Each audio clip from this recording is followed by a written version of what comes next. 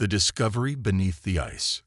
The wind howled across the Antarctic wasteland as Dr. Elena Rodriguez adjusted her thermal scanner for the 100th time that morning. Something was wrong with the readings, or perhaps something was very right. The metallic signatures buried 3 miles beneath the ice were unlike anything she had ever encountered in her 15 years as a xenorchaeologist. "Captain Chen, you need to see this," Elena called over the roar of the polar wind. Her breath formed crystals in the -40-degree air as she spoke into her communication device. Captain Marcus Chen of Earth Defense Command trudged through the snow toward her position, his military-grade environmental suit making him look like a walking tank against the pristine white landscape. Behind him, his squad of 6 Marines maintained a defensive perimeter around the archaeological site, their weapons ready despite the apparent emptiness of the frozen continent. "What have you found, Doctor?" Marcus asked, his voice crackling through the helmet speakers. Despite the formal address, Elena could hear genuine curiosity beneath his professional tone. The captain had been assigned to escort scientific missions for 3 years, but this expedition felt different to both of them. Elena handed him the portable scanner, pointing at the 3-dimensional display that showed the underground formations.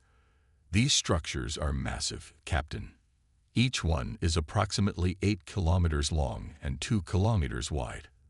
They're arranged in a perfect geometric pattern, like some kind of formation." Marcus studied the display, his military training immediately recognizing what Elena's scientific background had missed. "Doctor, this isn't just a formation. This is a battle fleet arrangement. Whatever's down there, it was positioned for combat." The implications of his words sent a chill through Elena that had nothing to do with the Antarctic cold. "But that's impossible. These readings indicate the structures have been frozen here for over 3,000 years. Humans barely had bronze weapons 3,000 years ago. Maybe we need to reconsider what we think we know about human history," Marcus replied grimly. He activated his long-range communicator and contacted Earth Defense Command headquarters. "Control, this is Captain Chen. Priority Alpha communication required with Admiral Blake immediately." While they waited for the connection, Elena continued her scans of the underground formations. The metal compositions were unlike anything in current human technology. The energy signatures suggested power sources that were still active after millennia of being frozen in ice. Most disturbing of all, the structures showed clear signs of human engineering and design. Admiral Sarah Blake's voice came through the communicator 20 minutes later, cutting through the static of the polar transmission. "Captain Chen, this better be worth interrupting the Defense Council meeting. We have 3 alien scout ships detected at the edge of our solar system. Admiral, we've discovered what appears to be an ancient human fleet buried under the Antarctic ice. The ships are massive and appear to be powered by technology far beyond our current capabilities." There was a long silence from Admiral Blake's end. "Captain, did you say ancient human ships?" "Yes, Admiral. Dr. Rodriguez estimates they've been here for over 3,000 years. "That's impossible, Captain. Begin immediate excavation procedures. I'm sending the heavy drilling equipment and a full archaeological team. This information is classified at the highest level until we understand what we're dealing with." Over the next week, the small archaeological site transformed into a massive industrial operation. Thermal borers worked around the clock to melt through the ice, while Elena's expanded team of scientists analyzed every piece of data they could gather. The discoveries became more incredible with each passing day. The ships were not just large. They were absolutely enormous. Each vessel was the size of a modern city, built with materials that human science couldn't identify. The hulls were constructed from a metal that seemed to absorb and redirect energy, making the ships nearly indestructible. More importantly, the ships were clearly of human design, but incorporated technology that wouldn't be developed for centuries. Elena stood at the edge of the first excavated ship, looking down at a hull that gleamed despite being buried for millennia. "Marcus, look at these markings," she said, pointing to symbols etched into the metal. "They're definitely human writing, but it's an ancient form I've never seen before. Marcus joined her at the edge of the excavation pit. The ship stretched beyond their vision in both directions, disappearing into the ice like a metallic mountain range. "Doctor, my scanners are picking up life signs from inside the ship." Alina's heart nearly stopped. "That's impossible. Nothing could survive frozen for 3,000 years. Unless they weren't meant to stay frozen forever," Marcus said quietly. "What if these ships were designed to wake up when they were needed?" As if responding to his words, lights began flickering along the hull of the massive ship. A deep humming sound echoed from within the ice as ancient power systems came online for the first time in millennia. The ice around the ship began to crack and melt as internal heating systems activated. "Everyone back to the surface immediately," Marcus ordered through his communicator. "Emergency evacuation protocols now." But before the teams could retreat, a section of the ship's hull opened with a mechanical precision that spoke of perfectly maintained systems. Warm air flowed from the opening, carrying with it the scent of recycled atmosphere and advanced technology. Alina found herself moving toward the opening despite Marcus' protests. Something was calling to her, a sense that this moment had been planned and waited for across thousands of years. As she reached the threshold of the ancient ship, a figure appeared in the illuminated doorway. The man was tall and powerfully built, wearing a uniform that was clearly military, but unlike anything in current Earth forces. His features were definitely human, but there was something timeless about his appearance, as if he had stepped out of legend rather than emerging from suspended animation. When he spoke, his voice carried the authority of command and the weight of unimaginable experience. "I am Commander Alexander Cross of the 1st Guardian Fleet," he said, his words clear despite the ancient origins Alina knew he must possess. "I have been waiting for the call to awaken. It appears that time has finally come." Alina found her voice despite her amazement. "Commander, how long have you been sleeping?" 3,247 years. Alexander replied without hesitation. "We were placed in stasis to await the return of the threat we were created to face. Our sensors indicate that threat is now approaching your world." Marcus stepped forward, his hand resting on his weapon despite recognizing that this man represented no danger to them. "What threat are you talking about?" Alexander's expression grew grave. "The Devourers, Captain. A species that consumes entire worlds and enslaves all life they encounter. 3 millennia ago, they attempted to invade Earth. We stopped them, but at great cost.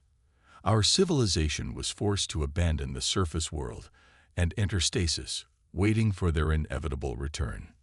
"But we have no record of any of this," Alina protested. "Human history shows continuous development from primitive societies to our current civilization."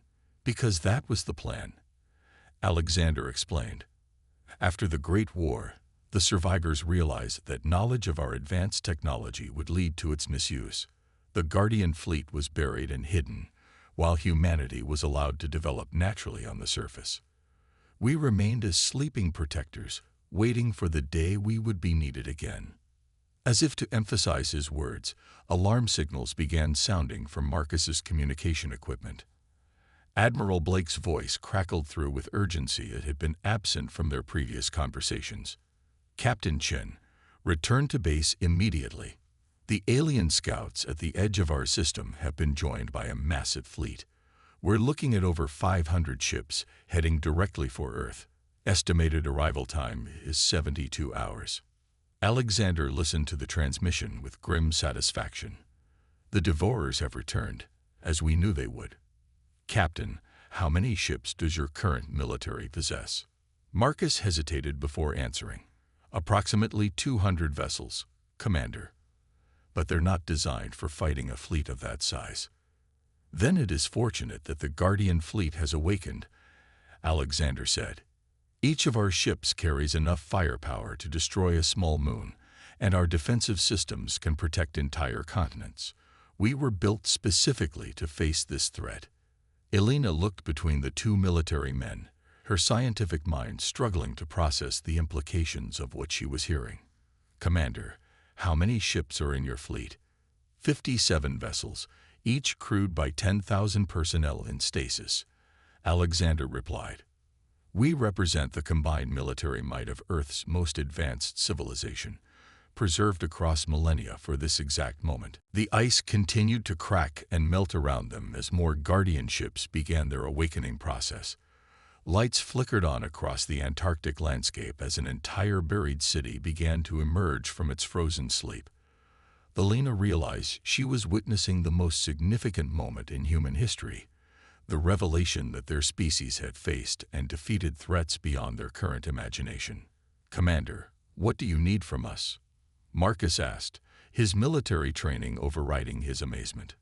Time, Captain. Time for my crews to fully awaken and our ships to complete their reactivation sequences. Can your current fleet delay the Devourers for 24 hours? Marcus activated his communicator to relay the question to Admiral Blake. Her response was immediate and grim. Negative, Captain. Our ships would be destroyed within minutes against a fleet of that size. Alexander nodded as if he had expected this answer. Then we will have to accelerate our awakening process. Dr. Rodriguez, your discovery has saved not just Earth, but potentially every world in this galaxy. The Devourers do not stop with single planets. They consume everything in their path until entire star systems are nothing but empty space. As they spoke, the first Guardian ship was lifting from its icy tomb, shedding thousands of tons of ice and snow as it rose into the Antarctic sky. The vessel was beautiful in its terrible purpose, sleek and deadly with weapon systems that hummed with barely contained power. Elena watched in awe as more ships began emerging from the ice, each one a masterpiece of advanced human engineering. Commander, she said quietly, what happened to the civilization that built these ships? Alexander's expression grew somber. They became us, Doctor. Every person aboard these ships volunteered to give up their lives on the surface to become eternal guardians. We are the last remnants of humanity's greatest age, preserved not for ourselves, but for the protection of all who would come after us. The sound of approaching aircraft drew their attention upward. Admiral Blake had arrived with a full military escort, her face showing the strain of trying to comprehend reports that challenged everything she thought she knew about human capabilities. Commander Cross, she said as she approached, I need to understand exactly what we're dealing with here. Admiral, you are dealing with the return of humanity's true heritage, Alexander replied. Your surface civilization has grown strong in ways we never anticipated, but you lack the weapons needed to face what is coming. We were created to provide those weapons. As if summoned by his words, alerts began sounding from every communication device in the area. The alien fleet had accelerated their approach. Earth now had less than 24 hours before the arrival of an enemy that had last been faced when the pyramids were young. The Guardian fleet continued rising from the ice, each ship a monument to human determination and sacrifice. Elena realized that everything humanity thought it knew about itself was about to change forever. The galaxy remembers. 23 hours later, Commander Alexander Cross stood on the bridge of the Guardian flagship Eternal Vigil, watching as his ancient fleet formed battle positions around Earth. The awakening had been successful beyond his hopes. 57 ships of unimaginable power now hung in space like sleeping giants, finally roused to action.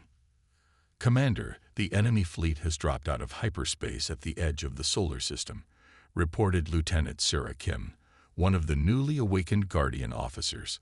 Her voice carried the same timeless quality as Alexander's, the result of technology that had preserved not just their bodies but their minds across millennia.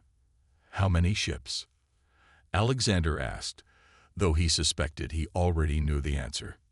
837 vessels, sir. They're maintaining the same formation patterns we encountered 3,000 years ago. Dr. Elena Rodriguez and Captain Marcus Chen stood on the bridge beside Alexander, their presence a symbol of the cooperation between ancient and modern humanity.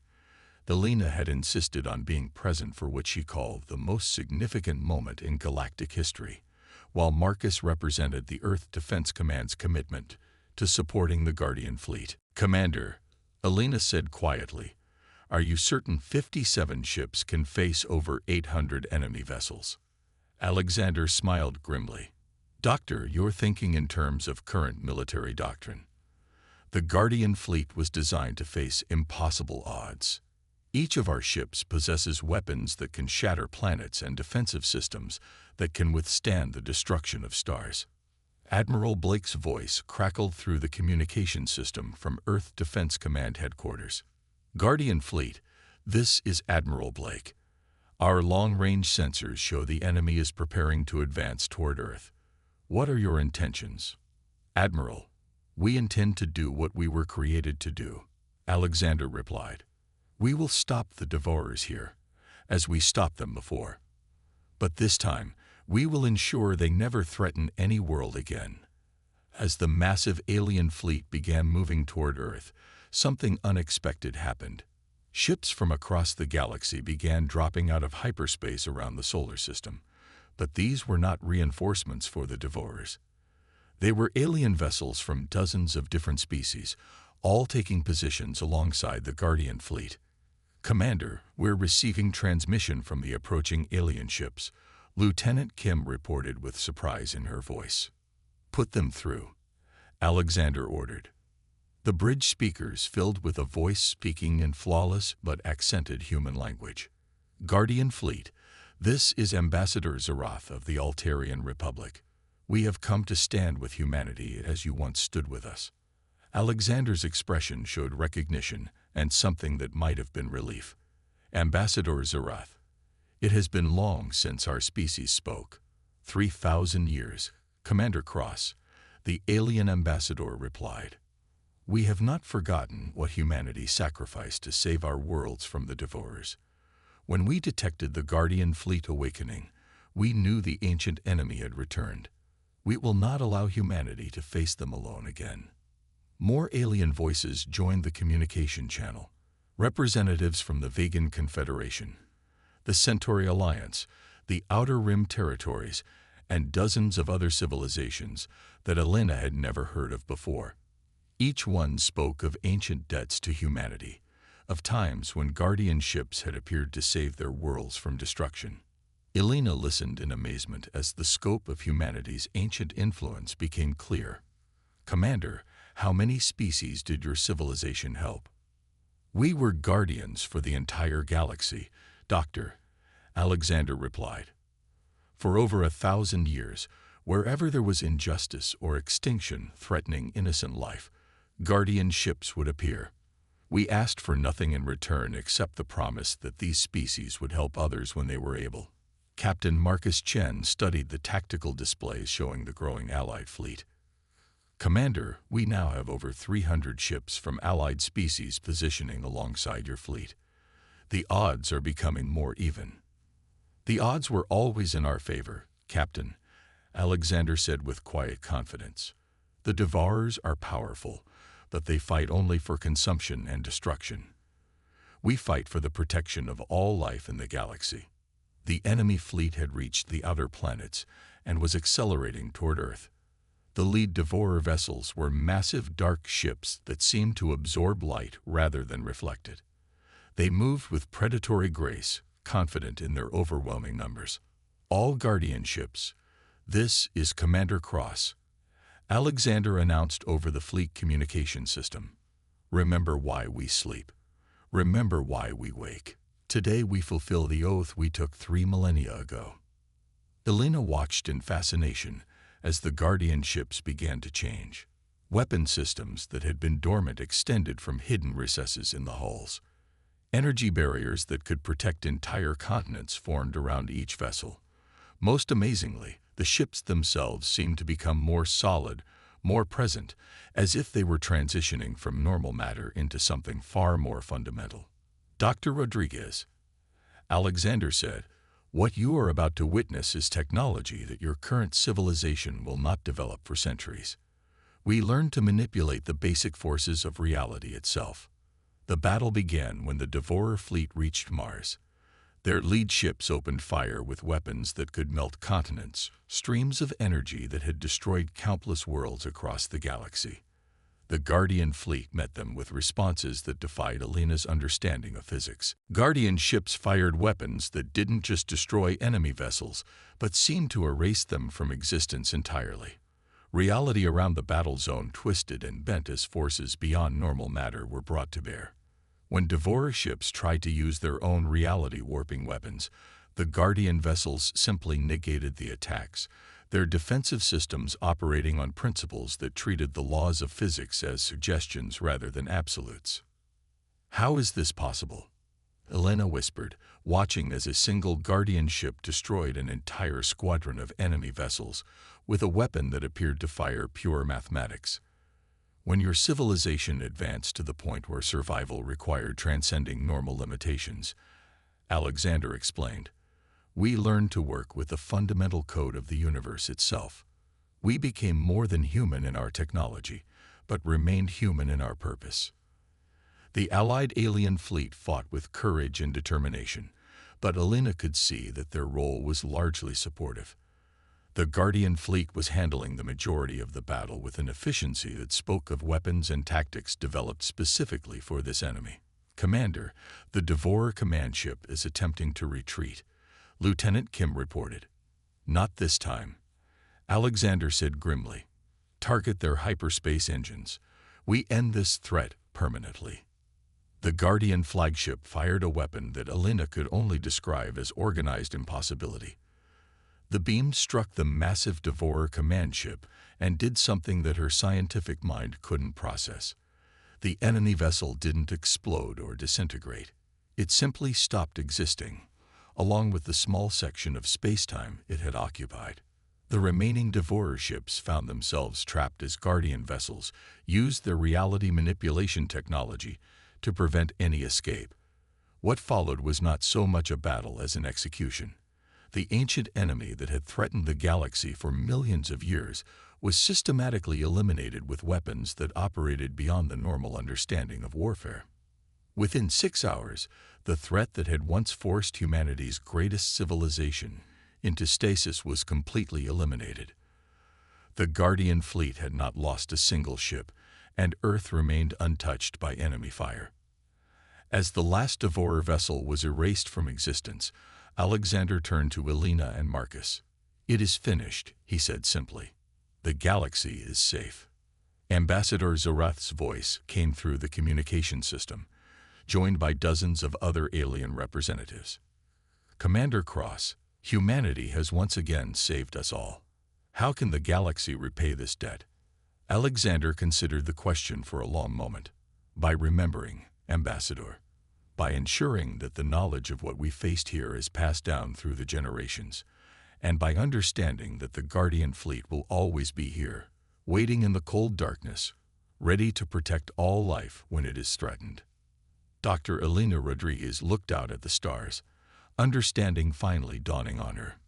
"Commander, this is why the Guardian fleet went into stasis, not just to wait for the Devourers, but to become permanent protectors. You're not planning to return to normal life, are you?" "Our normal life is guardianship, Doctor," Alexander replied. "Some of our crews may choose to remain awake and integrate with your surface civilization, but the fleet itself will return to readiness status. We are humanity's gift to the galaxy, eternal protectors who ask nothing in return except the continued existence of life and freedom." Admiral Blake's voice came through the communicators from Earth. "Guardian fleet, on behalf of all humanity, thank you. What are your intentions now?" "We return to our watch, Admiral," Alexander said. "Your surface civilization has grown strong and wise. Continue to develop, continue to explore, continue to be the best of what humanity can become. We will be here if you ever need us."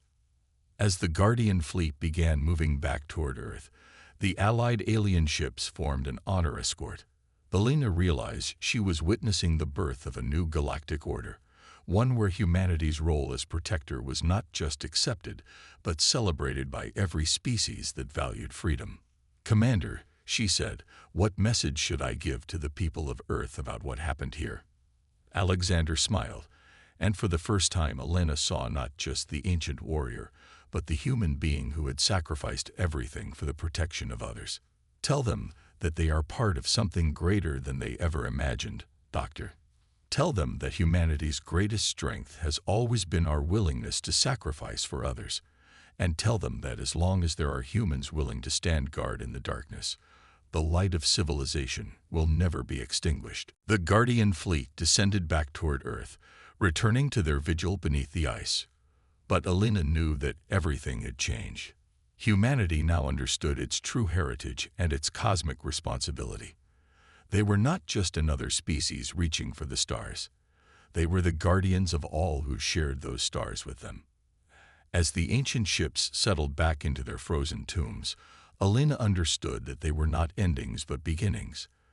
The Guardian fleet would sleep until needed, but humanity's role as protector of the galaxy had been reclaimed and would never be forgotten again. The stars themselves seemed brighter as Earth turned in its orbit, carrying with it the knowledge that humanity had once again fulfilled its greatest calling: the protection of all life in a universe that was vast, dangerous, and now a little bit safer because humans were willing to stand watch in the eternal darkness.